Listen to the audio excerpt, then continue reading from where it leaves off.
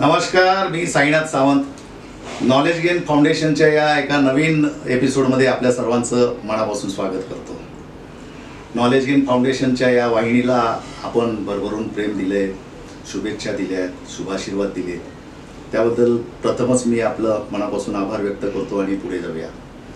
या मालिकेमध्ये आपण डायरेक्ट सेलिंग इंडस्ट्रीमधल्या मराठी जनांनी जो आपला ठसा उमटवला आहे अशा सक्सेसफुल यशस्वी मराठी व्यक्तींना आमच्या या स्टुडिओत बोलावून त्यांच्याशी हितगुज साधण्याचं काम आम्ही हाती घेतले आणि त्यापैकी आज हा एक नवीन एपिसोड घेऊन तुमच्या समोर आलेलो आहे. या इंडस्ट्रीमध्ये अनेक वर्ष अनेक लोक काम करत आहेत, पण या इंडस्ट्रीमध्ये एक तरुण व्यक्ती या इंडस्ट्रीमध्ये आली आणि त्यांनी पाहता पाहता जग जिंकलं असं म्हणायला हरकत नाही. करोडपती झाली आणि आपलं आयुष्य 360 डिग्री त्यांनी बदलवून टाकले, स्वतःचं आयुष्य.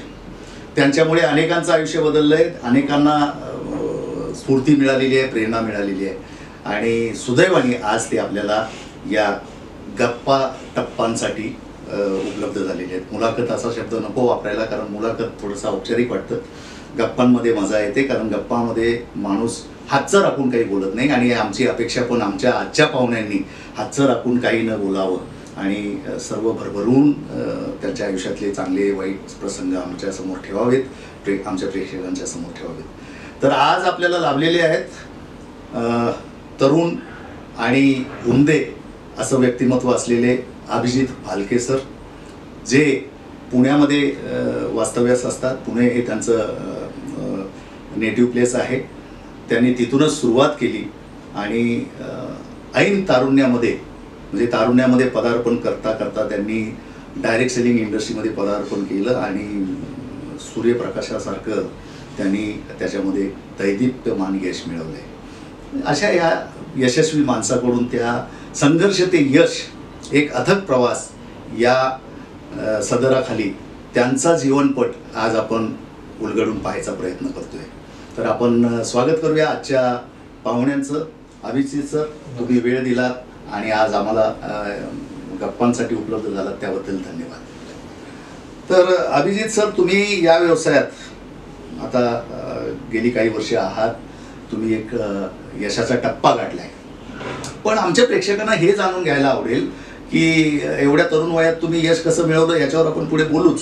पण या व्यवसायात येण्यापूर्वी तुमचं आयुष्य कसं होतं, तुम्ही काय करत होतात, म्हणजे काही व्यवसाय करत होतात, नोकरी करत होतात की कॉलेज वगैरे शिक्षण पूर्ण करत होतात, हे तुमच्या तोंडून आम्हाला ऐकायला आवडेल आणि तुमच्या स्वतःबद्दल अधिक माहिती आमच्या प्रेक्षकांना समजून घ्यायला आवडेल. Yes, thank you sir. पहिली गोष्ट, KGF फाउंडेशनमध्ये मला बोलवल्याबद्दल मी तुमचे आभारी आहोत. तर सुरुवातीला बरेच लोकांना माहिती असतं की हा व्यक्ती सक्सेसफुल आहे, पण सक्सेसच्या पाठीमागची जी पेनफुल स्टोरी असते ही बरेच लोकांना माहीत नसते. पण खूप चांगला तुम्ही प्रश्न विचारला. तसं बघायला गेलं तर माझा जन्म हा एका सर्वसामान्य गरीब कुटुंबामध्ये झाला. म्हणजे माझे वडील कपड्याच्या दुकानामध्ये सर्व्हिस करत होते.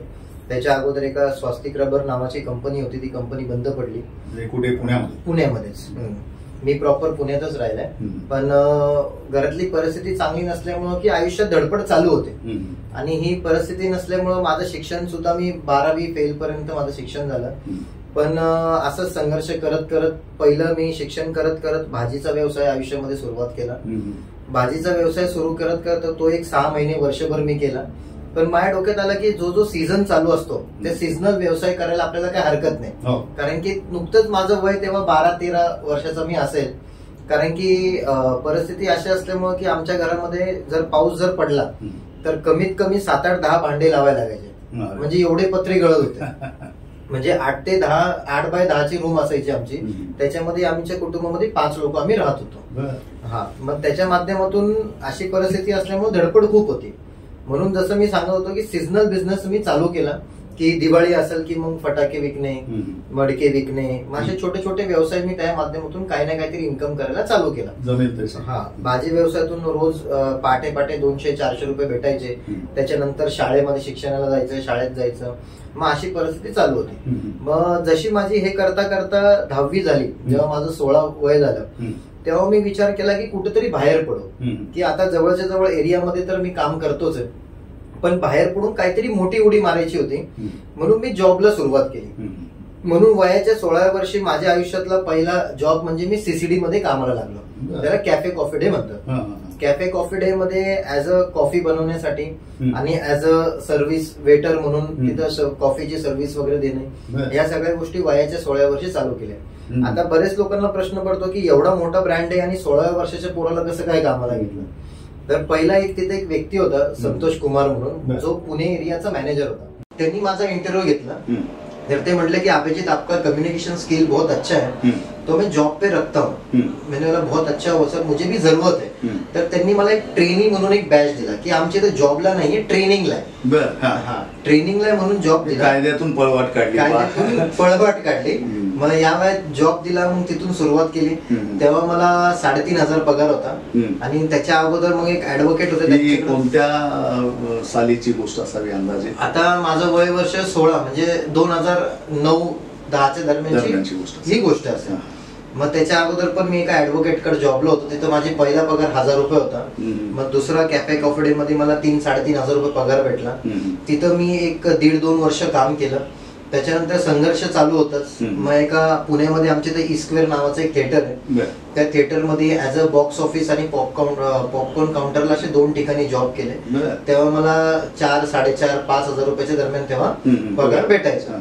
मग अशी ही जर्नी सुरू झाली. आणि आमच्या घरामध्ये असं होतं की माझं वय जेव्हा 17-18 झालं तोपर्यंत माझ्या आई वडिलांचं सुद्धा बँकेत अकाउंट सुद्धा नव्हतं. म्हणजे त्यांना माहित पण नव्हतं की बँकेत अकाउंट कसं ओपन करायचं, काय करायचं. त्यामुळे तेवढा पैसाच भेटत नव्हता. त्यामुळे 2 व्हीलर वगैरे येण्याचा काही प्रश्न नव्हताच तिथं. मग माझ्या पगारातून आयुष्यातली पहिली गाडी घेतली. मग असा संघर्ष होत होत होत होत मग लाईफ पुढे चालत गेली, सरकत राहिली. मग वयाच्या 19-20व्या वर्षी माझा संपर्क आला डायरेक्ट सेलिंग इंडस्ट्रीशी, नेटवर्क मार्केटिंग इंडस्ट्रीशी. पहिले ह्याच्यातलं काही नॉलेज नव्हतंच आम्हाला. पण माझे एक ओळखीचे एक व्यक्ती होते, त्यांचं नाव विलास थोरात आहे. तर ते माझ्या एका मित्राची मुळे त्यांची ओळख झाली.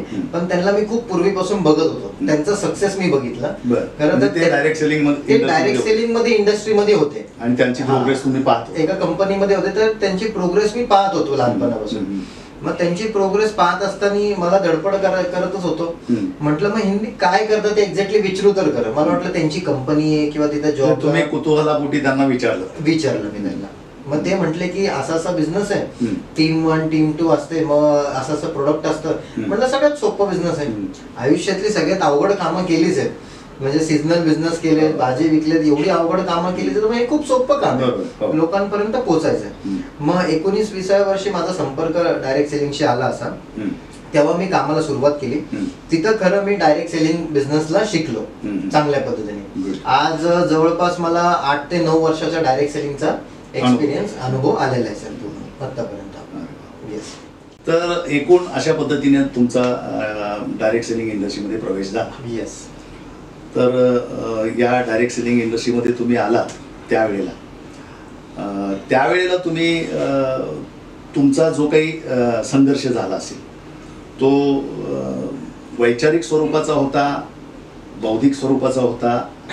कारण या क्षेत्रात येताना पहिल्यांदा ही मेंबर बनवण्याची व्यवसाय हे आहे किंवा प्रॉडक्ट विकण्याचा धंदा आहे, चेन सिस्टम आहे, लोकांना फसवण्याचा धंदा आहे, अशी एक समाजामध्ये हे प्रचलित असताना तुम्ही त्याला कसं काय सामोरे गेलात आणि तुम्ही त्याच्यावर कसं सोल्युशन काढलं? हा खूप चांगला प्रश्न आहे सर. कारण की नेटवर्क मार्केटिंग मध्ये आल्यानंतर बहुतांश लोक ह्या गोष्टीमुळेच या इंडस्ट्रीमधून परत बाहेर पडतात, रिव्हर्स गेअर होतो त्यांच्या लाईफ मध्ये. आता मला पहिली गोष्ट ही इंडस्ट्री माहित नव्हती. जसं मी सुरुवात केली, मी बरेच लोकांना सांगायला लागलो, ओळखीच्या लोकांना सांगायला लागलो असं असं प्रोडक्ट आहे हे ते. एकतर पहिली अडचण अशी आली की माझं वय कमी होतं. वय कमी असल्यानंतर माझ्या वयाची जी पोरं आहेत ते ऐकणार नाही. कारण की ती मजे करण्याचं आयुष्य तिथं कमवण्याच्या ह्याच्यामध्ये वाया घालू नये असं त्यांना वाटत होतं. त्याच्यामुळे माझ्या सर्कलमध्ये तर कुणी ऐकलं नाही. पण नंतर मी माझ्या वयापेक्षा मोठ्या लोकांना भेटायला चालू केलं. त्यांचं वय 30, 35, 40, 45 प्रौढ लोकांना. पण तेव्हा मी त्यांना सांगायला चालू केलं तर पहिला मला संघर्ष असा झाला की त्यांच्याकडून असं उत्तर आलं की आमचे केस उगाच पांढरे नाही झाले, तू काय शिकवतो, तुला अजून मिशी सुद्धा फुटली नाही, तू काय मला शिकवतो. मग असं त्यांचं मला पहिलं उत्तर आलं. त्याच्यानंतर बरेच लोक म्हटले, नातेवाईक नावं ठेवायला लागले की तुमचा मुलगा वाया गेला, डबे विकायला लागला, प्रोडक्ट विकायला लागला, म्हणजे काहीतरी आयुष्यात जॉब करायचा. जसं मराठी माणसांचं स्वप्न असतं की खूप शिक आणि कुठेतरी चिटक, 2 टाइम पंच 1 टाइम लंच फिक्स आहे. तर असं लाईफ आमच्या घरच्यांना सुद्धा अपेक्षित होतं की खूप शिकावं आणि कुठेतरी चांगल्या नोकरीला लागावं. पण नंतर मी म्हटलं, लोक नातेवाईक नावं ठेवायला लागले. मग घरचे म्हणाले, अरे काय करतोय, चुकतोय का तू, आयुष्यात करिअर बघ, शिक्षणाकडे लक्ष दे. मी म्हटलं आता घरची परिस्थिती व्यवस्थित नाही तर मला शिक्षणाकडे माझं लक्ष लागणार नाही, तर मला कुठंतरी इन्कम आपल्याला करणं गरजेचं आहे. आणि आता तुमची पिढी तर आहे, पण आमची पिढी सुद्धा मला वाया घालवायची नाही, असे कित्येक पिढ्या आपण अशाच घालवायचे. कारण की आपण नेहमी म्हणतोच की गरीब घरात जन्म होणं ठीक आहे, पण गरीब घरात मरणं हा पापच आहे आपल्यासाठी. म्हणून म्हटलं की आयुष्यात एक करोडपतीचं लेबल, श्रीमंतीचं लेबल आपल्याला लागलं पाहिजे. म्हणून असं करत करत MLM ला बरेच लोक निगेटिव्ह म्हटले मला. पण मी घरच्यांना कॉन्फिडन्स दिला की मला आयुष्यातले 5 वर्ष तुम्ही द्या, मी 1 वर्ष 2 वर्ष नाही मागितलं. कारण की हा बिझनेस सेट करण्यासाठी 5 ते 10 वर्ष लागतात. बरेच लोक ह्याला लॉटरीचं तिकीट म्हणून विचार, एका रात्रीत श्रीमंत, जसंही ते आयुष्यात कधी होणार नसतात, पण इथं आल्यानंतर ते अपेक्षा वाटतात की मी एका रात्री श्रीमंत झालो पाहिजे. पण त्याच्यामध्ये मग असंच घरच्यांना कन्व्हिन्स केल्यानंतर घरचे म्हणजे ठीक आहे, तुझा एवढा कॉन्फिडन्स आहे, आत्मविश्वास आहे, तर तू प्रयत्न कर, काय हरकत नाही. पण ह्याच्यामध्ये पण सुरुवातीला काळामध्ये इन्कम काय लगेच येत नाही, कारण की लॉंग टर्मचा आपण विचार करत असतो. म्हणून मी पहिली जी कंपनी केली त्यामध्ये मला खूप चांगला एक्सपिरियन्स मिळाला. पण त्याच्या माध्यमातून लोकांना कसं कन्व्हिन्स करायचं, काय करायचं, या सगळ्या गोष्टी मला तिथून भेटले. पण टिकून राहिलो. बरेच लोक नावं ठेवत राहिले, पण मी टिकून राहिलो त्या फील्डमध्ये. असं मी ह्या परिस्थितीला फेस करत गेलो. कधी कधी डिमोटिवेट पण व्हायचो की लोक म्हणायचे, लोक नाही म्हटल्यानंतर आपल्याला डिमोटिवेट येतं. एकतर मराठी माणसाला नाही म्हणण्याची सवय, नाही ऐकायची सवय नसते, नेहमी हो ऐकायची सवय असते. पण आपल्याला मार्केटिंग फील्डमध्ये, सेल्सच्या फील्डमध्ये, नेटवर्क मार्केटिंग फील्डमध्ये नो हे ऐकायलाच लागतं. आणि आपण सेल्स मध्ये म्हणतो नो म्हणजे नेक्स्ट ऑपॉर्च्युनिटी किंवा नेक्स्ट वन. पहिला नाही म्हटलं तर दुसऱ्याकडे जावा, दुसरा नाही म्हटलं तिसऱ्याकडे जावा, लोकांना भेटत राहा. मग ते काम मी करत गेलो आणि या परिस्थितीला सामोरं होत गेलो. गुड. तर एकूण तुम्ही त्या प्रतिकूल परिस्थितीला पण संयमाने सामोरे गेलात, म्हणून आज तुम्ही या यशाचे मालक आहात. या क्षेत्रात नेटवर्क मार्केटिंग म्हणजे हा एक चेन सिस्टम आहे, साखळी पद्धत आहे, असा एक गैरसमज बऱ्याच लोकांचा आहे, म्हणजे तो अज्ञानापोटी आहे. तर ही साखळी पद्धत नाही, हे कसं आपण लोकांना सांगू शकतो? हा, ऍक्च्युली हा खूप चांगला बेसिकली प्रश्न आहे या इंडस्ट्री मधला. बरेच लोकांना वाटतं चेन आहे, मेंबर आहे, स्कीम आहे, साखळी पद्धत आहे. पण आता ठीक आहे, कदाचित काही लोकांची चुकी पण नसते हे बोलतात, कारण की खूप साऱ्या लोकांना, 90% लोकांना बाहेरून जग बघायची सवय असते. ते त्या परिस्थितीमध्ये जाऊन, आतमध्ये जाऊन कधी समजून नाही घेणार की हे नेमकं काय आहे त्याच्यावरती. आता हे चेन, मेंबर, स्कीम याच्यावरती एक आठवण म्हणून सांगतो, काही कॉमेडी व्हिडिओ पण यायला लागले. आता त्या दिवशी मी माझ्या ट्रेनिंग मध्ये सांगितलं की ह्या इंडस्ट्रीमध्ये एवढी ताकद आहे की लोक ह्या इंडस्ट्रीची कॉमेडी करून सुद्धा पैसे कमवतात, विडंबन करून सुद्धा पैसे कमवतात. जर हे असे व्हिडिओ करून जर पैसे कमवत असतील तर सिरियसली काम केल्यानंतर किती पैसे भेटतील. मग त्याच्यामध्ये चेन, मेंबर, स्कीम काय हा बिझनेस नाहीये. प्रत्येक क्षेत्रामध्ये हे कशामुळे पडलंय, कारण की काही फ्रॉड कंपन्या इंडस्ट्रीमध्ये आल्या, काही चांगले सुद्धा कंपन्या सगळ्या क्षेत्रात असतात, ते सगळ्या क्षेत्रात असतात. ते आता ट्रेडिशनल मध्ये गेले तरी आहे, बाकी ठिकाणी तरी गेले तरी आहे. बरं, तुम्ही नुकतं कंपन्यांचं सोडा, माणसांचं तरी उदाहरण घ्या. आज 100 लोकांमधून 4 ते 5 लोक हे फ्रॉड भेटणारच. आणि जर फ्रॉड लोक नसले असते, या जागा चोर आहेत, मर्डर आहेत, भरपूर लोक आहेत, ते कंपन्यांना पण लागू होतं. म्हणून या लोकांनी चेन मेंबरचा बिझनेस नाहीये, this is a pure direct selling business. कारण की 2016ला रामविलास पासवान सरांच्या अंतर्गत मिनिस्ट्री ऑफ कंझ्युमर अफेअर्सच्या अंतर्गत याला डायरेक्ट सेलिंगची गाईडलाईन्स आली होती, मार्गदर्शक तत्व आलं होतं. पण हे फक्त आता त्याचं लॉ व्हायचं बाकी होतं, पण ते पण डिसेंबर 2021 मध्ये गाईडलाईन्सचं हे लॉ मध्ये रूपांतर झालेलं आहे. तर आता ह्याला लिगली एक खूप चांगला चॅनल भेटलंय, डायरेक्ट सेलिंग, एक नेटवर्क मार्केटिंग असं आपण याला इंडस्ट्रीला म्हणू शकतो. बरेचशा युनिव्हर्सिटीमध्ये आज दिल्ली युनिव्हर्सिटीमध्ये नेटवर्क मार्केटिंग वरती डिप्लोमा केला जातो. MBA स्टुडंटला आज मार्केटिंग मध्ये नेटवर्क मार्केटिंग हा एक सब्जेक्ट आहे. जसं बरेच लोक म्हणतात त्याला चैन आहे, गोळे गोळे काढले जातात. हे गोळे गोळे बघून लोकांच्या पोटात गोळा येतो. पण आता तेच गोळे गोळे हे मार्केटिंगच्या पुस्तकात लोकांना दिसायला लागलेले आहेत, शिकवायला लागले. म्हणून डायरेक्ट सेलिंग येणाऱ्या फ्युचरमध्ये हा खूप मोठा बिझनेस होणार आहे आणि खूप मोठी इंडस्ट्री होत राहते. म्हणून जे यंग जनरेशन आहे त्यांनी ह्या इंडस्ट्रीकडे एक चांगल्या दृष्टिकोनाने बघावं. येस. समजा एखादा माणूस ट्रेडिशनल एखादा बिझनेस करायचं ठरवलं, जसं आता तुम्ही संघर्ष करताना भाजीपाला म्हणा किंवा इतर पण बऱ्याचशा गोष्टी हे केल्या. आज साधं भाजीपाला जरी विकायचं म्हटलं तरी हजारो रुपयांची ती अगोदर इन्व्हेस्टमेंट करावीच लागते आणि ती जर भाजीपाला वाया गेला तर तो तेवढं नुकसानीत जाण्याची शक्यता असते. लाखो रुपये मिळवून देणारा जर आपल्याला ट्रेडिशनल बिझनेस करायचा झाला तर करोडो रुपयाची इन्व्हेस्टमेंट गुंतवणूक करावी. राईट. नेटवर्क मार्केटिंग क्षेत्रात येऊ पाहणाऱ्या नवीन लोकांना मला तुमच्या माध्यमाने हे उत्तर येऊ द्या की नेटवर्क मार्केटिंग क्षेत्रात किती गुंतवणूक करावी लागते किंवा काय गुंतवणूक आहे का, याच्याबद्दल थोडस प्रकाश. हे सांगण्या अगोदर थोडस मी एक सायकोलॉजी बद्दल बोलेल, त्याला ते याचं उत्तर कनेक्टेड आहे. पहिली महत्वाची गोष्ट काय, एखाद्या व्यक्तीने समजा एखादा शॉप चालू केलाय, त्या शॉप मध्ये म्हणजे या बिझनेस मध्ये लोक सिरियस काय नाही होत त्याच्याबद्दल पण निघून जाईल. एखादा शॉप चालू केलाय, 2 लाख 5 लाखाची इन्व्हेस्टमेंट केली आहे, तो इन्व्हेस्टमेंट केली तर तो रोज सकाळी शॉप उघडणार, बंद करणार, तिथं 16 तास 18 तास तो बसणार आहे. हा का बसणार आहे तर त्यांनी इन्व्हेस्टमेंट केली आहे. बरोबर. आता इन्व्हेस्टमेंट केली म्हणून त्याला एक भीती आहे की मी जे इन्व्हेस्टमेंट केली आहे ती तरी बाहेर त्याचा लॉस व्हायला नको ह्याची भीती आहे. म्हणून तो रोज सिरियसली कामाला जातो, रोज शॉप उघडतो. कस्टमर असो किंवा नसो, किंवा एखादा सॅलरीवाला जरी असेल तरी त्याला माहिती आहे की मला सकाळी 10ला पंच करायचं, संध्याकाळी 6ला पंच करायचं. तर त्याला तो काय असं म्हणणार नाही की माझं पोट दुखतंय मी 1 वाजता येऊ. एक दिवस कारण सांगू शकतो, 2 दिवस सांगू शकतो, अंग दुखतंय कारण सांगू शकतो 1 दिवस, पण रोज तर नाही सांगू शकत. म्हणून सकाळी 10ला संध्याकाळी 6ला 2 टाइम त्याला पंच करायचं. म्हणून त्याला भीती आहे की सॅलरीचा लॉस होईल, म्हणून तो त्याच्या कामामध्ये सिरियस आहे. आता तसंच मी नेहमी उदाहरण देतो, एखाद्या मुलाला ऍडमिशन जर घ्यायचं असेल तर आई वडिलांना माहिती आहे की एखाद्या स्कूलमध्ये 50च जागा आहे पण 500 फॉर्म आलेत. सकाळी 10 वाजता कॉलेजचं ऑफिस उघडतं किंवा शाळेचं ऑफिस उघडतं, तर हे किती वाजता जातील? काही लोक मला म्हटले मी रात्रीच जाऊन तिथं बसतो. म्हटलं का, मुलांच्या फ्युचरचा लॉस होऊ नये याची भीती म्हणून ऍडमिशन घेण्यासाठी सिरियस आहे. आता तेच जर पॅरलली आपण नेटवर्क मार्केटिंग डायरेक्ट सेलिंग मध्ये बघितलं, पहिली गोष्ट तर इथं इन्व्हेस्टमेंट 0 आहे, ही सगळ्यात आनंदाची गोष्ट आहे. आणि याच्यामध्ये इन्व्हेस्टमेंट 0 आहे हे थोडं काही लोकांना चुकीचं पण वाटतं, कारण की इन्व्हेस्टमेंट नसल्यामुळे लॉस व्हायची भीती नाहीये. लॉस व्हायची भीती नसल्यामुळे माणूस या बिझनेस मध्ये सिरियस नाहीये. म्हणून बरेच लोकांना फक्त वाटतं की मी प्रोडक्ट घेतले म्हणून सक्सेसफुल होणार आहे, पण ह्याच्यामध्ये इन्व्हेस्टमेंट बिलकुल नाहीये. हा, पण एक गोष्ट नक्की आहे की या बिझनेस मध्ये आल्यानंतर सिरियसली का काम करावं, आपण एक मेसेज देतो की इथं वेळेची इन्व्हेस्टमेंट खूप होती.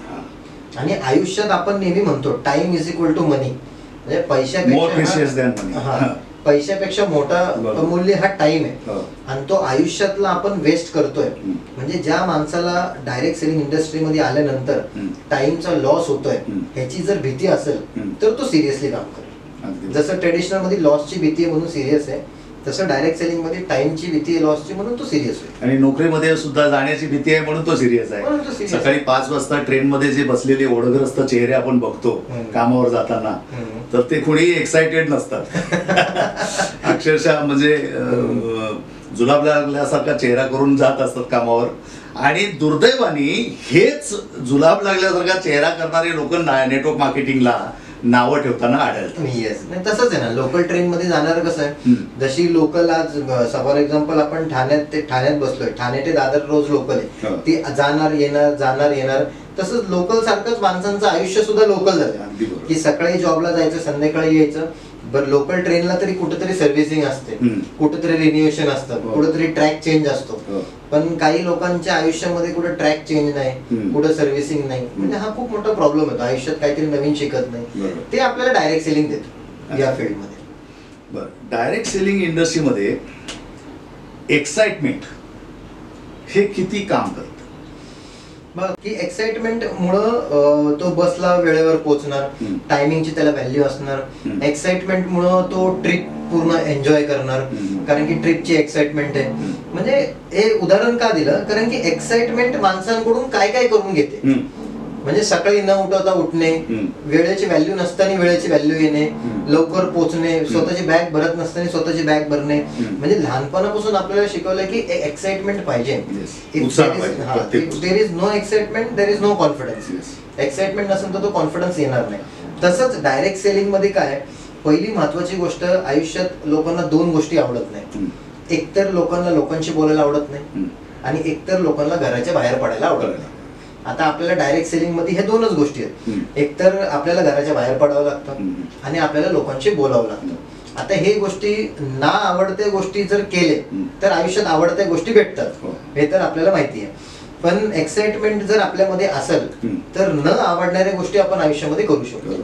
म्हणजे घरातून बाहेर पण पडतो आणि लोकांशी बोलतो पण. आणि आयुष्यात माणसाला लोकांना नेहमी हसऱ्या चेहऱ्यासोबत राहणंच आवडतं. एक्साइटेड माणसाबरोबर राहणं आवडतं.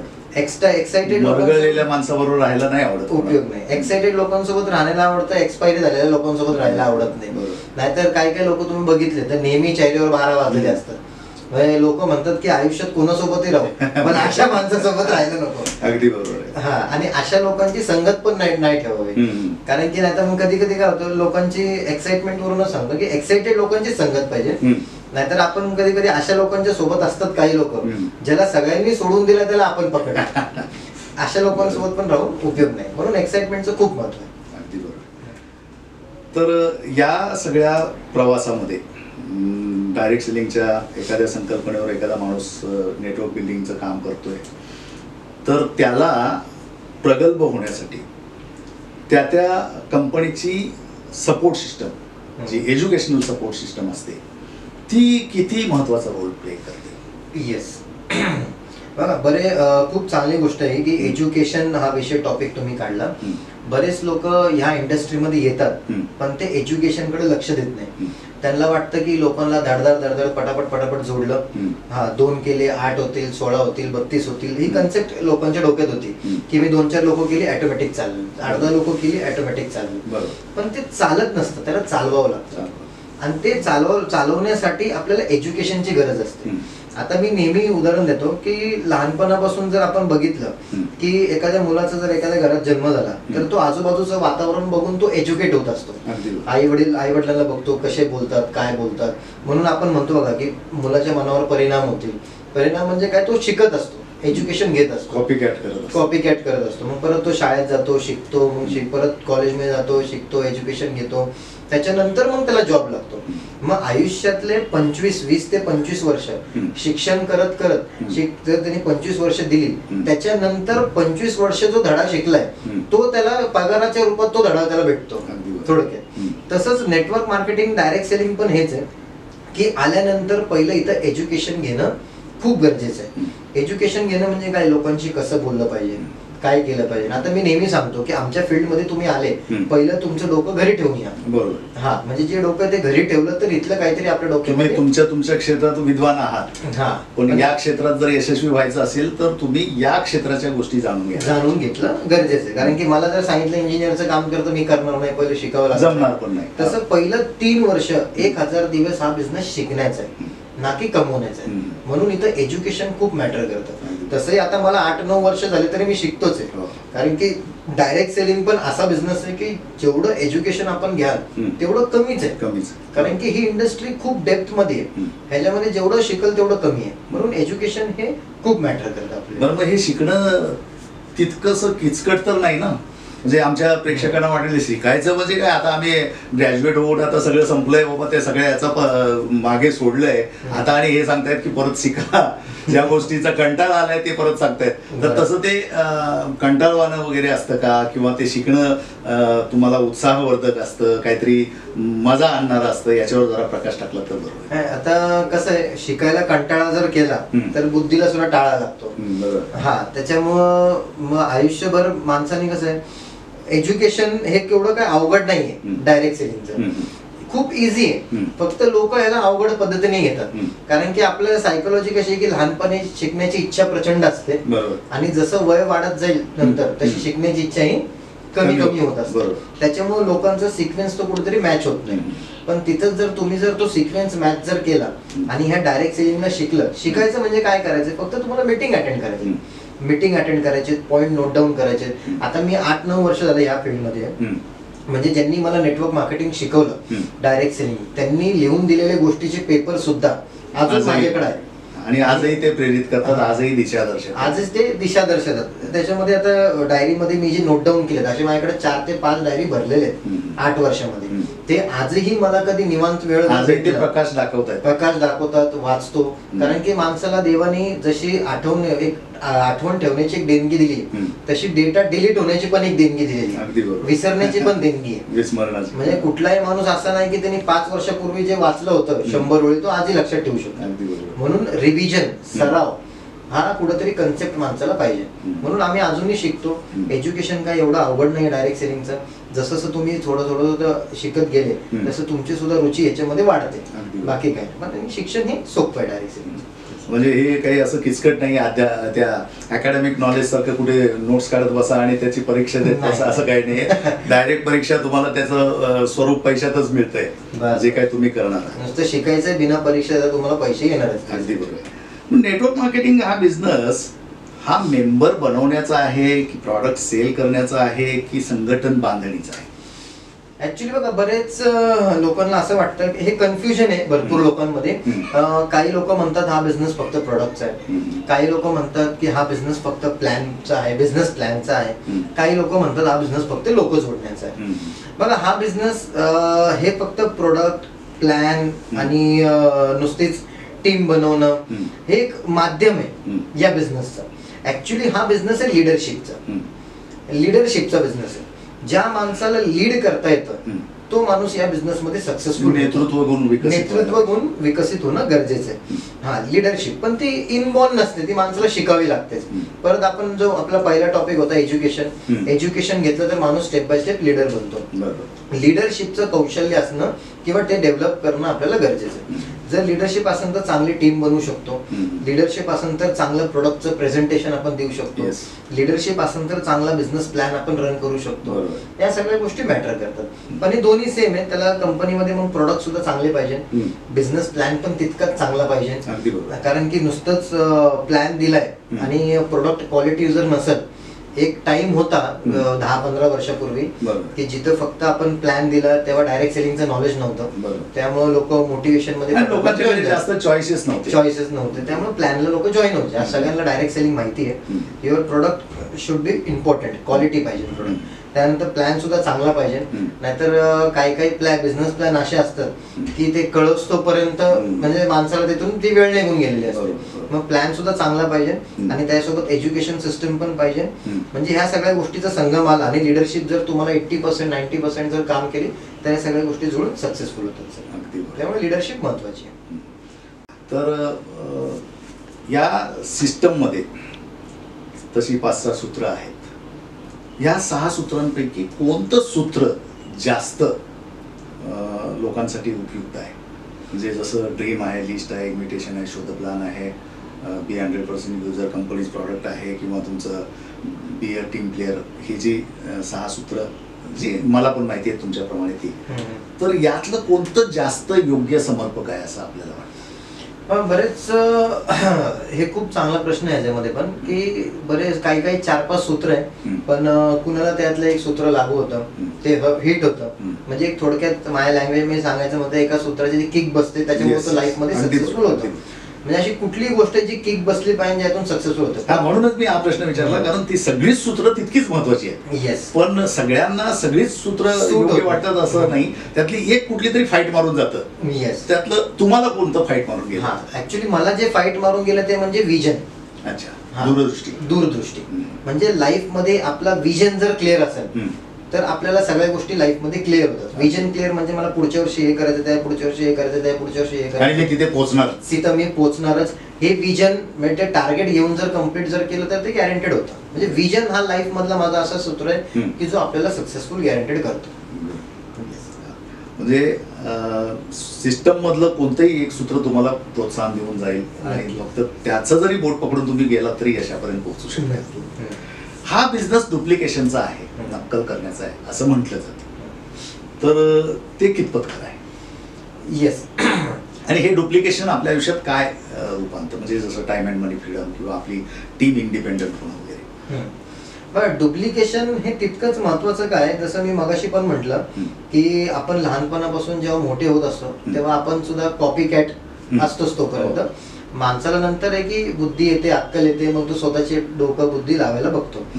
पण हा डायरेक्ट सेलिंग हा बिझनेस 100% डुप्लिकेशनचाच आहे की त्याच्यामध्ये आपण जे एज्युकेट होतो, म्हणजे आपण म्हणतो जसा लीडर आहे तशी टीम होते, कारण की आपण जसं एज्युकेट होणार तशी टीम एज्युकेट होणार. जसं लीडरची क्वालिटी आहे तशी ती टीमची क्वालिटी होणार आहे. कारण की आपल्या सोबत आपण जर एखाद्या व्यक्तीसोबत एक 7, 8, 10, 15, 20 दिवस, एक महिना कंटिन्यू जर राहिलो तर त्यातले काही गोष्टी आपल्यात येतात, आपल्यातले काही गोष्टी वाण नाही तर गुण लागतात आपल्या मराठीमध्ये म्हण आहेच ती. त्याच्यामुळे डुप्लिकेशन हे खूप महत्वाचं आहे. लिडरशिप जर चांगली असेल तर त्याचं डुप्लिकेशन पण चांगलं होणार आहे. जर तो एखाद्या लिडरला टाइमची व्हॅल्यू असेल तर टीमला पण असणार आहे. एखाद्या लिडरचं जर स्पीच पण चांगलं असेल तर त्या टीमला पण वाटणार आहे, प्रोत्साहन देणार आहे की माझं पण स्पीच चांगलं असावं. एखाद्या लिडरला रिडिंग हॅबिट जर असेल तर टीमला पण वाटणार आहे की मला पण रिडिंग हॅबिट असावी. एखाद्या लिडरच्या लाईफ मध्ये जर डिसिप्लिन जर असेल तर त्या टीमला पण वाटतं की मला डिसिप्लिन असावं. म्हणजे हे डुप्लिकेशन हे डायरेक्ट सेलिंग मध्ये खूप काम, monkey C monkey do. Yes, monkey C monkey do, जसं डायरेक्ट सेलिंग मध्ये खूप चांगलं काम करत आहे. आता दुसरा प्रश्न असा आहे त्याला जोडून की जी मराठी माणसाची मानसिकता आहे, तुम्ही म्हणता त्याप्रमाणे त्यांनी उद्योजक बनायला हवं, तर ही मानसिकता बदलायला कोणती पुस्तकं कारणीभूत ठरतात किंवा डायरेक्ट सेलिंग इंडस्ट्री मधलं हे प्रशिक्षण किती कारणीभूत ठरतं, किती मदतगार ठरतं, याबद्दल थोडासा प्रकाश टाकला तर. ऍक्च्युली डायरेक्ट सेलिंग इंडस्ट्रीमध्ये किंवा व्यवसायामध्ये जर सक्सेसफुल व्हायचं असेल तर माझ्या मते 2 पुस्तकं हे खूप कारणीभूत मला तर ठरलेत. त्याच्यातलं पहिलं एक पुस्तक आहे think and grow rich. Okay. हा, जे खूप विचार करा आणि श्रीमंत व्हा. कारण की आपण जसं आपली मानसिकता आहे, जसं आपले विचार आहेत तसं आपण वागतो. जसं आपण जशी मती तशी आपली गती. नेपोलियन हिल का? येस. मग थिंक अँड ग्रो रिच वाचलं पाहिजे. त्याच्यानंतर प्रश्न हीच उत्तर आहे. गुड. हा, सवालही जवाब आहे. तर हे 2 पुस्तकं हे खूप प्रेरणादायी पुस्तक आहेत. लाईफ मध्ये खूप चांगला टर्निंग पॉईंट देतं. हे पुस्तक प्रत्येक डायरेक्ट सेलिंग मध्ये बिझनेस चालू केल्यानंतर किंवा तुम्ही कुठलाही व्यवसाय करा त्यामध्ये तुम्ही वाचली पाहिजे. या निमित्ताने मला आठवलेलं एक पुस्तक, आम्ही जेव्हा सुरुवात केली त्यावेळेला, हू मूड माय चीज. अच्छा. माझं चीज कोणी हटवलं. एक छोटीशी पुस्तिका आहे, 60-65 रुपयाची आहे आणि 4 व्यक्तिमत्व त्याच्यात आहे. 2 मनुष्य आणि 2 उंदीर यांची ही काल्पनिक कहाणी आहे. पण ती कहाणी 15 मिनिटात वाचून संपतं, पण ते वाचून संपल्यानंतर डोकं हलवून टाकणारं ते पुस्तक आहे. तर अशी अनेक पुस्तकं या इंडस्ट्रीमध्ये आल्यानंतर सुचवली जातात आणि ती माणसाला त्यांचे विचार बदलायला मदत करतात असं तुम्हाला म्हणायचं आहे. तर आता मला सर आमच्या प्रेक्षकांना हे जाणून घ्यायला आवडेल, तुम्ही एवढ्या तरुण वयात, म्हणजे आता तुमचं वय वर्ष 29 आहे, तर ह्या तुम्ही वयाच्या किती 21व्या वर्षी सुरू झालं? 20व्या वर्षी तुमचा ह्या डायरेक्ट सेलिंग इंडस्ट्रीमध्ये प्रवास सुरू झाला. तो अथकपणे आजपर्यंत चालू आहे आणि या 8-9 वर्षाच्या कालावधीमध्ये तुम्ही जी काही अचिव्हमेंट केली असेल, जी काही तुम्ही काय जे काही साध्य केलंय ते जरा आमच्या प्रेक्षकांना जाणून घेण्यात स्वारस्य आहे. हा, खूप चांगलं सर. ह्याला मी थोडंसं कनेक्टेड करेल. म्हणजे जेव्हा या इंडस्ट्रीमध्ये तर अचिव्हमेंट भरपूर झाली आहे, पण ही का झाली थोडंसं एक कारण आठवलं म्हणून. मी जेव्हा लहान होतो, म्हणजे 14, 15, 16 वर्षाचा असताना, तेव्हा मी जिथे जॉबला जायचो त्या जॉबमध्ये तिथले ओनर यायचे.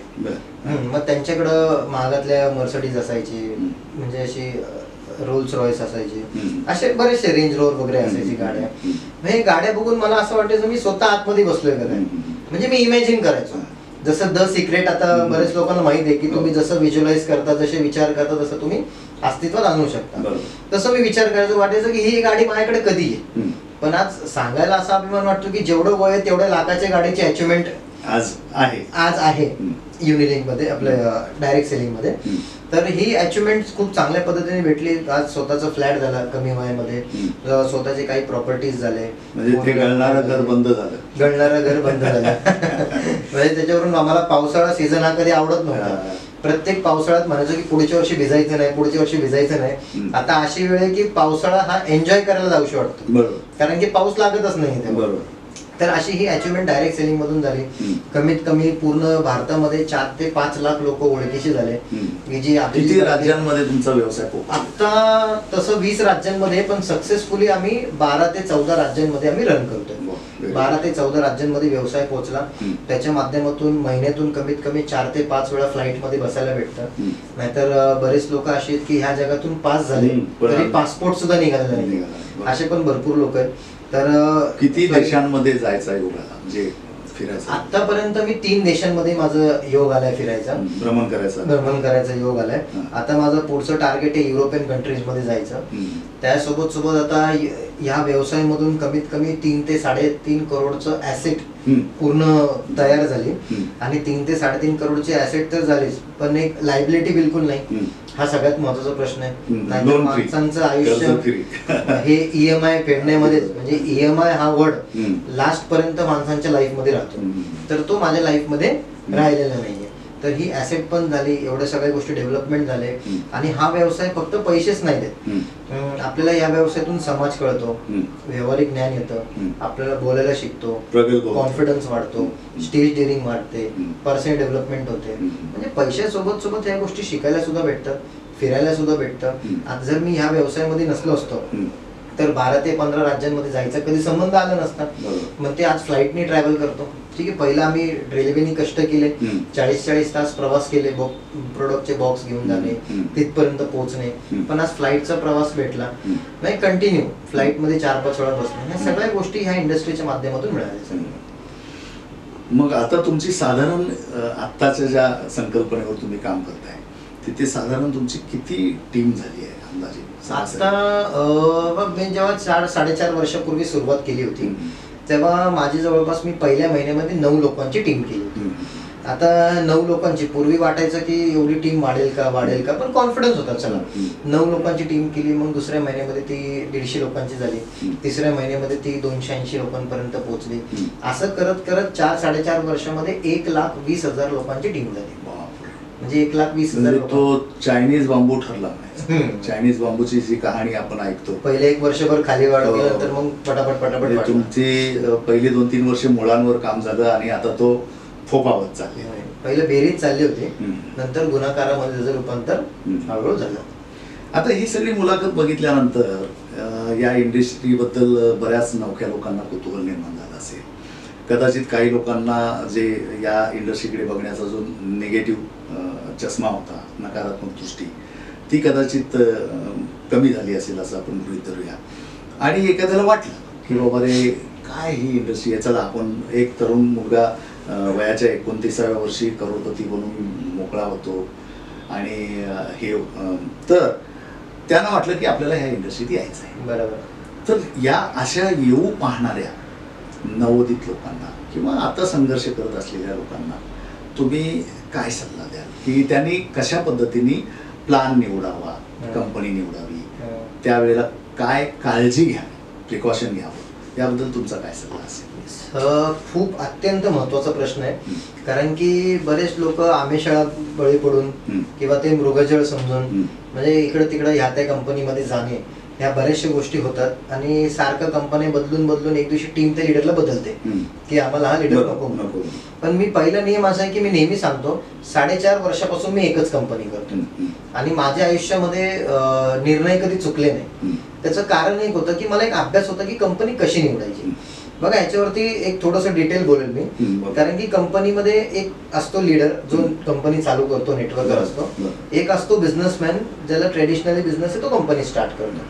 आता याच्यामध्ये इश्यू काय होतो, ज्या लीडरनी कंपनी चालू केली आहे ती 2 वर्ष 4 वर्ष 5 वर्षापर्यंत टिकते आणि नंतर त्यांना असं वाटतं की बॅकअप जो कॉर्पोरेटचा एक्सपिरियन्स असला पाहिजे तो लीडरला नसतो. टीम चालवण्याचा एक्सपिरियन्स आहे पण कॉर्पोरेटचा नाहीये, त्याच्यामुळे कुठेतरी गाडी डगमगते. आता एक जसं आपण दुसरा म्हणणं ट्रेडिशनल बिझनेसवाला असतो. ट्रेडिशनल बिझनेसवाल्याला कोणतरी लीडर भेटतो की जे बाबा आपण कंपनी चालू करू, मग त्याला वाटतं झपझप फास्ट वाढेल म्हणून तो कंपनी चालू करतो, पण त्याचं ते कॅल्क्युलेशन बसत नाही. कारण की कॉर्पोरेटचा एक्सपिरियन्स असतो पण नेटवर्कचा एक्सपिरियन्स नसतो, त्याच्यामुळे त्याची सुद्धा कंपनी फेल होते. आता सक्सेसफुली चालते कोणाची कंपनी ते मार्केटमध्ये आपण अभ्यास पण करू शकतो आणि उदाहरणं पण भरपूर आहेत की ज्या माणसाकडं कॉर्पोरेट आणि नेटवर्क दोन्हीचा संगम आहे, दोन्हीचा एक्सपिरियन्स आहे, या माणसांची कंपनी आज सक्सेसफुल झालेली आहे. आता हे मला खूप लवकर कळालं कारण की मी अनुभवातून शिकलो. नाही तर बरेच लोकांचा प्रॉब्लेम काय होतो, ते अनुभवातून काहीच शिकले नाही हे पण त्यांना अनुभव आल्यावरच कळतं. त्याच्यामुळे कॉर्पोरेटचा आणि नेटवर्कचा हा दोन्हीचा एक्सपिरियन्स असला तर कंपनीमध्ये आपण आपलं करिअर लावू शकतो. हा पहिला नियम आहे. दुसरा नियम असा आहे की मी जसं म्हणलं 4.5 वर्षापासून एकच कंपनी करतोय. सारखं कंपनी जर बदलले तर आपण सक्सेसफुल होणार नाही. मग काही लोकांना इकडून लालच भेटते, काही लोक म्हणले ट्रेडिंग मध्ये चालू झालंय, हे चालू झालंय, ते चालू झालंय, इकडे चला अमुक ठिकाणी. प्रोडक्ट हा विषय निघाला म्हणून मी विचारतो, हे जे ट्रेडिंगच्या नावाखाली जे कॉन्सेप्ट आलेले आहे किंवा क्रिप्टोच्या नावाखाली जे कॉन्सेप्ट आलेले आहे किंवा मॉनिटरी इकडून तिकडे पैशाची हे करणारे जे कॉन्सेप्ट आले, याला कायदेशीर काही आधार आहे का? येस, आता गाईडलाईन्स मध्ये आलेलं असं की पहिलं त्याचं लिहिलंय की व्हर्च्युअल गोष्टी तुम्ही विकू शकत नाही, म्हणजे न दिसणाऱ्या गोष्टी विकू शकत. त्याच्यामध्ये क्रिप्टो पण आलं, मग काही जणांनी त्याच्यामध्ये फॉरेक्स पण टाकलं. बरं, आपल्या इथं रती महारथी असे की ज्यांनी स्टॉक मार्केटचं ट्रेडिंग पण त्यात आलं, म्हणजे असे पण लोक मार्केटमध्ये आहेत. पण crypto trading is not a product of MLM. Trading is not a product of direct selling. मग त्याला डायरेक्ट सेलिंग का नाव दिलं असतं? व्हर्च्युअल हे सेलिंगचं नसतं, त्याला बाईंग सेलिंग दोन्ही असतं, म्हणून तो ट्रेडिंगचा पार्ट आहे. बरेच लोकांनी त्याला MLMचा रस्ता युज केलाय, पण हे चुकीचं आहे. बरेच लीडर लोक ह्याला पण बळी पडले. बरेच लीडर लोकांनी नवीन माणसांनी पण याच्यावर नवीन लोकांनी खूप लक्ष देणं गरजेचं आहे. आता नवीन माणसांचं याच्यामध्ये, कारण नवीन माणसाच्या समोर कोणी ना कोणीतरी चांगलं प्रपोजल असतं, त्याला त्या प्रपोजल मध्ये त्याचं भवितव्य दिसलं तर तो त्याचा निर्णय घ्यायला मोकळा असतो. पण आपल्या ह्या मुलाखतीतून किंवा या गप्पांमधून लोक अवेअर व्हावेत. येस, चांगलं काय, वाईट काय, योग्य काय, अयोग्य काय, हा हेतू आहे. येस, बरेच लोकांना तेच वाटतं. आता ते दिसायला MLM सेम दिसतं, फक्त इथं प्रोडक्ट ट्रेडिंगचं, इथं प्रोडक्ट हेल्थचं आहे किंवा पर्सनल केअर किंवा ऍग्रिकल्चर काहीतरी आहे, पण लोकांना दिसताना कॉन्सेप्ट सेम दिसतो, म्हणून नवीन माणूस कन्फ्युज होतो. मग त्याला वाईट आलं तो तिथं बळी पडला, आणि चांगलं आलं तिथं मग तो, आपण मराठीमध्ये म्हणतो दूध पोळलं तर आपण ताक सुद्धा फुकून, आणि मग बळी पडल्यानंतर तो या इंडस्ट्रीबद्दल चांगलं बोलणं अपेक्षितच नाही. ते मी केलं होतं, मी बुडलो होतो, झालं होतं, हे अशा गोष्टी. म्हणून अशा ठिकाणी मी सगळ्यांना सांगेल या मुलाखतीमधून की अशा ठिकाणी बळी पडू नका, इन्व्हेस्टमेंटच्या ठिकाणी जाऊ नका. आतापर्यंत इन्व्हेस्टमेंट मध्ये ज्यांनी पैसे घेतले, पैसे द्या, पैसे मिळवा, हे सोपं वाटतं, पण हे बंद पडल्यानंतर तेवढंच अवघड आहे. आतापर्यंत जेवढे बंद पडले त्यांनी कुणाचे पैसे दिलेले नाहीये. हा, फक्त एकच म्हणतात की कोर्टात केसेस चालू आहेत, लोकांच्या डोक्यावरची केस गेली, पण त्या केसेसचा कधी निकाल लागला नाही. बरोबर, 25-25 वर्ष, 30-30 वर्ष आपण ऐकतोय, पण अजून काही झालं नाही. आणि खूप वाईट वाटतं याच्यामध्ये. पैसे काढणाऱ्या लोकांनी पण थोडंसं काळजी करायला पाहिजे, कारण की मी आता त्याच्या लीडर लोकांना थोडंसं चुकीचा वर्ड आहे पण तो बोलला पाहिजे. हे असे स्मगलर म्हणतो मी त्यांना, ज्यांना समोरच्या माणसाकडून पैसे घेताना सुद्धा काय वाटत नाही. काही लोक मी बघितले FD जमा झाली, रिटायरमेंटचा पैसा जमा झाला, घरातलं सोनं घाण ठेवून पैसे इन्व्हेस्ट केले. म्हणजे इन्व्हेस्टमेंट करणारे पण मूर्ख आहेत आणि इन्व्हेस्टमेंट घेणारे पण मूर्ख आहेत. त्याच्यामुळे दोघांनी सावध राहा, एकतर करून पण घेऊ नका आणि इन्व्हेस्टमेंट करू पण नका. आता याला जोडून असा प्रश्न आहे की जो नवीन माणूस येऊ पाहतो या व्यवसायात, तर त्याला या व्यवसायात येण्यासाठी किती मोठी गुंतवणूक करावी लागते इन्व्हेस्टमेंट? बरेच लोकांना आता होतं कसं, व्यवसाय म्हटला किंवा कुठलंही काही म्हणलं, पहिलं गुंतवणूक येते. पण लोकांना पहिलं डोक्यात, आणि मागेशी आपण व्यावसायिक मानसिकतेवरती थोडंसं बोललो होतो, म्हणजे मानसिकता अशी पाहिजे की गुंतवणूक पैशाची नसावी तर पहिलं स्वतःची असावी. म्हणजे माणूस पहिलं काय करतो, पैसा गुंतवायचा म्हणून स्वतःला गुंतवत नाही. म्हणून पण डायरेक्ट सेलिंग हा असा बिझनेस आहे, बाकीच्या व्यवसायामध्ये पैसा गुंतवा, स्वतःला गुंतवा. इथं असं आहे की इथं इन्व्हेस्टमेंट काहीच नाही. जे आपल्याला हजारो रुपयामध्ये जे घरी प्रोडक्ट लागतात आपण तेच घेतो. फक्त आपण नेहमी, आता बरेच लोक म्हणतात की दुकान बदला, म्हणजे तुम्ही बाहेरून प्रोडक्ट घेण्यापेक्षा इथून घ्या, तुम्हाला डिस्काउंट मिळेल, क्वालिटी मिळेल, गॅरंटी मिळेल, या सगळ्या गोष्टी तुम्हाला भेटेल इथं. म्हणून इथं इन्व्हेस्टमेंट नाही, इथं पैशाला न गुंतवता फक्त स्वतःला गुंतवायचंय, स्वतःचा फक्त वेळ गुंतवायचा आहे. म्हणून याच्या माध्यमातून विदाऊट इन्व्हेस्टमेंट हा बिझनेस आपण चालू करू शकतो आणि लाखो करोड रुपये आपण कमवू शकतो. आणि अजून ह्यालाच एक कन्क्लूड करतो मी की बरेच व्यवसायामध्ये काय होतं, इन्व्हेस्टमेंट सोबत सोबत शॉप आलं, गोडाऊन आलं, स्टॉक आलं, सॅलरी आली, स्टाफ आला, फाईल ITR फाईल लोकांचे करणं, अकाउंटिंग आलं, लिगल सगळ्या गोष्टी आल्या. पण ह्या व्यवसायामध्ये आता मी एवढं टर्नओव्हर करतोय, एवढा माझा बिझनेस आहे, पण ना माझ्याकडे शॉप आहे, ना माझं स्वतःचं ऑफिस आहे, ना माझ्याकडे कुठला एम्प्लॉय आहे, गोडाऊन आहे. त्यामुळे रिस्क फ्री बिझनेस आहे. त्यामुळे एकदम फ्रीली पॅसिव्ह इन्कम एन्जॉय करू शकतो. 1 वर्ष 2 वर्ष जरी आपण वर्किंग मध्ये जरी नसलो तरी व्यवसाय काय कोलॅप्स होणार नाही. आता ठरवलं 1 महिना युरोपियन कंट्रीज मध्ये फॅमिली सोबत फिरायला जायचं तरी सुद्धा इथला पेआउट बंद होणार. ही खासियत आहे. आल्यानंतर बँकेत जसे येणार आहे. म्हणजे नो इन्व्हेस्टमेंट आणि नो टाइम बॉन्डिंग आपण आपल्या मनाने करू शकतो. टाइम अँड मनी फ्रीडम जे म्हणतात ते खऱ्या अर्थाने इथे लागू शकतो, मिळू शकतो, जे ट्रेडिशनल बिझनेस मध्ये मुश्किल आहे. आता म्हणजे इथे लाखो रुपये इन्व्हेस्ट करायची गरज नाही. येस, थोडासा मामूली खर्च प्रत्येक कंपनीच्या संकल्पनेवाईज जो काय असेल तो करायचा आहे आणि मग आपले एफर्ट्सच लावायचे. आणि एफर्ट्स लावायला सुद्धा सपोर्ट सिस्टम असते की बाबा काय करावं यापेक्षा काय करू नये हे शिकवणारी यंत्रणा असते त्या त्या कंपनीची. आता आपण समारोपाकडे येऊया. सुरुवात जेव्हा तुम्ही केलात त्यावेळेला तुमच्या मित्रांनी, नातेवाईकांनी, घरच्यांनी अरे काय करतोयस, कुठे नादी लागलायस, कुठेतरी नोकरी कर, शहाण्यासारखा, आणि हे करू नकोस असं तुम्हाला म्हणले बरेचसे लोक. तुम्ही म्हणतात हे झालं यश मिळण्यापूर्वी. आता यशस्वी झाल्यानंतर याच लोकांचा तुमच्याकडे बघण्याचा दृष्टिकोन नेमका काय आहे? आता हे सगळीकडेच आहे. मेन आपण जेव्हा यशस्वी नसतो तेव्हा नावं ठेवणारी लोक जे असतात ते यशस्वी झाल्यानंतर नाव घेणारी लोक पण तेच असतात. नावं ठेवणारे, नाव घेणारे लोक तेच असतात.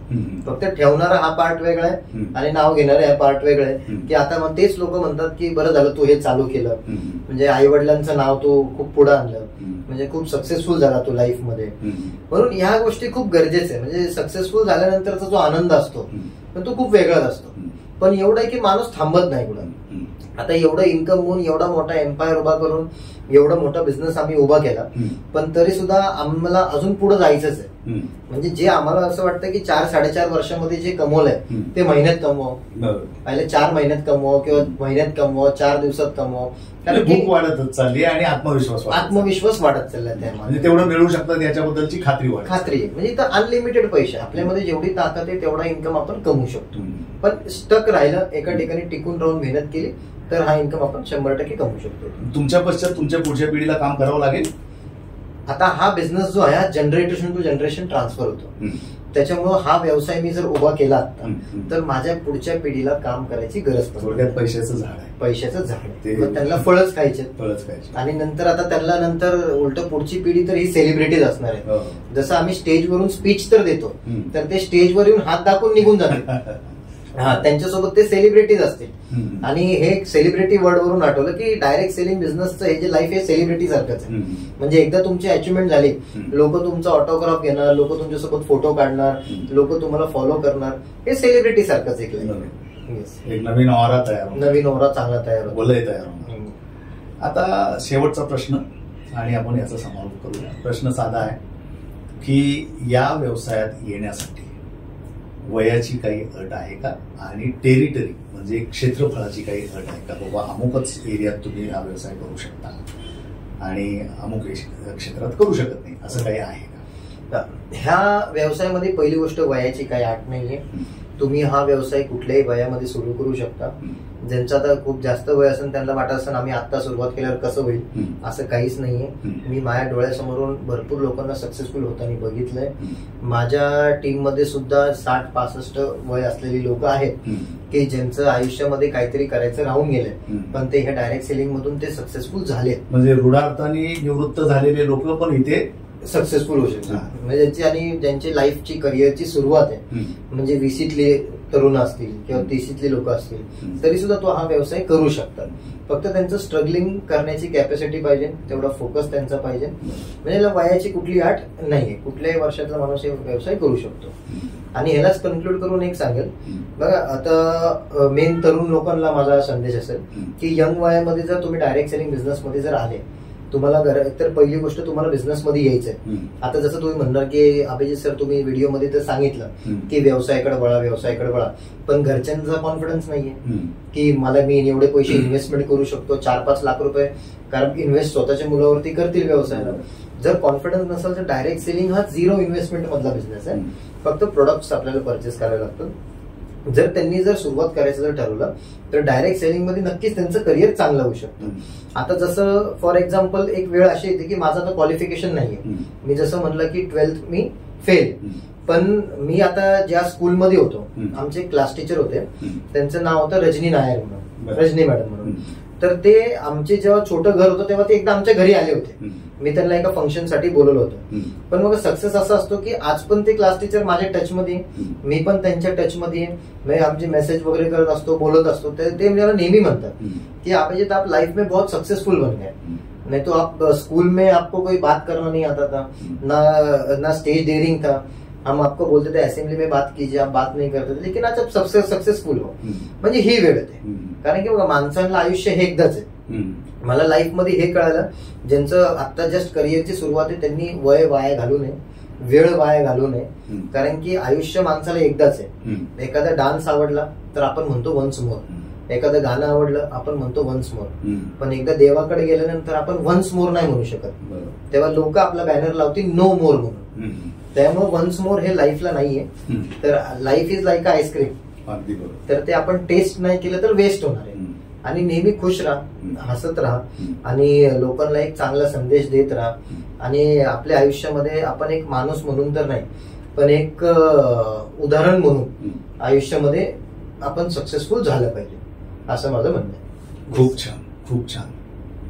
तर हे होते अभिजित सर. वयाच्या 29व्या वर्षी आपण आज त्यांची मुलाखत घेतली आहे किंवा त्यांच्याशी गप्पा मारल्यात. शाळेत एक लाजरा बुजरा असलेला विद्यार्थी आज त्याची प्रगती बघून त्यांच्या क्लास टीचरांना सुद्धा अभिमानाने ऊर भरून येत असेल. आणि ही प्रगती आपल्या भारतातल्या, महाराष्ट्रातल्या सगळ्या तरुण मुलांच्या आयुष्यात घडावी हा आमचा पण उद्देश आहे. आज त्यांची ही जीवनकथा किंवा संघर्ष ते यश, एक प्रवास जो अजूनही चालू आहे, हा तुमच्या समोर आणण्यामागे उद्दिष्ट हेच होतं की याच्यातून तुम्हाला काहीतरी प्रेरणा मिळावी, शिकवण मिळावी आणि याचा तुम्हालाही लाभ व्हावा ही अपेक्षा होती. ती कितपत योग्य ठरली आहे आता तो येणारा काळ सांगेल. आम्ही सोबत अभिजित सरांचा नंबर आणि त्यांचं नाव देत आहोत.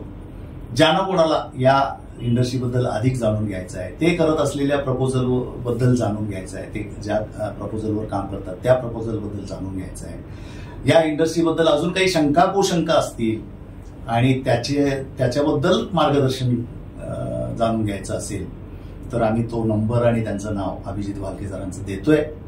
त्याचा तुम्ही लाभ घ्या. जर त्यांनी तुम्हाला संपर्क केला तर काही अडचण नाही ना? नाही, काही अडचण नाही. तर तुम्ही त्यांना बिनधास्त संपर्क करू शकता, जाणून घेऊ शकता. जर तुम्हाला वाटलं तर त्यांच्याबरोबरच्या त्यांच्या प्रोजेक्टमध्ये तुम्ही सामावून घेऊ शकता स्वतःला. तर असे हे मराठी शिलेदार एक सैनिक म्हणून या इंडस्ट्रीमध्ये आले आणि आज ते सेनापती झाले त्यांच्या टेरिटरीचे, त्यांच्या कंपनीमध्ये. खूप अभिमानास्पद गोष्ट आहे.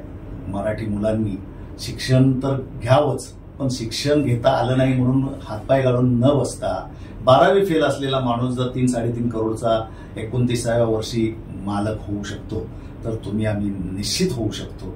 त्याचा तुम्ही लाभ घ्यावा. असेच वेगळी महानुभाव आम्ही तुमच्या समोर वेळोवेळी घेऊन येणार आहोत. त्यामुळे तुमच्या प्रेमाची, शुभेच्छा, शुभाशीर्वाद या सगळ्यांची आम्हाला आवश्यकता आहे. या चॅनेलला लाईक करून, चांगले कॉमेंट्स देऊन, सबस्क्राईब करून, तो शेअर करून ते तुमचं प्रेम व्यक्त तुम्ही करू शकता आणि मला खात्री आहे तुम्ही नक्कीच हे प्रेम व्यक्त कराल. आज या ठिकाणी थांबायची वेळ झाली आहे. पुन्हा लवकर भेटण्यासाठी धन्यवाद.